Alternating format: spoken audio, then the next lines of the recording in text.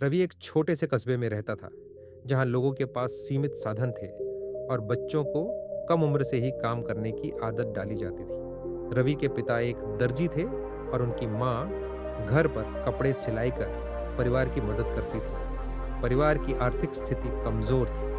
रवि, जो अभी 10 साल का था, अक्सर अपने पिता की सिलाई की दुकान पर उनकी मदद करता था। रवि को पेंटिंग का बेहद शौक था।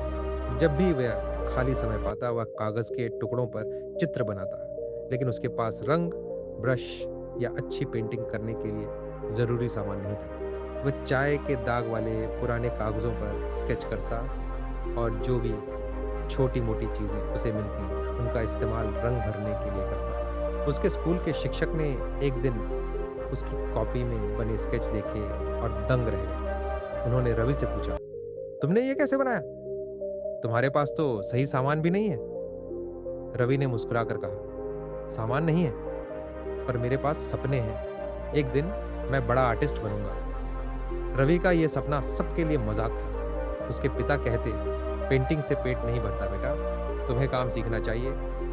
लेकिन रवि को अपने हुनर पर भरोसा था। एक दिन स्कूल में पेंटिंग प्रतियोगिता का आयोजन हुआ। रवि के पास प्रतियोगिता में हिस्सा लेने के लिए न तो ब्रश था, न ही रंग। उसने घर में पड़े पुराने रंगों और पेंसिल का इस्तेमाल करके एक सुंदर पेंटिंग बनाई। पेंटिंग में उसने अपने कस्बे की झोपड़ियों और उनकी छोटी छोटी खुशियों को दर्शाया। जब प्रतियोगिता के नतीजे घोषित हुए तो रवि ने पहला स्थान हासिल किया।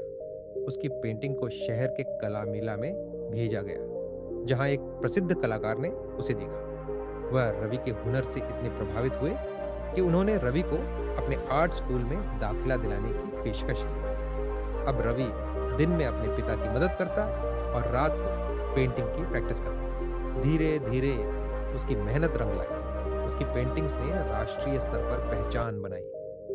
आज रवि एक प्रसिद्ध आर्टिस्ट है।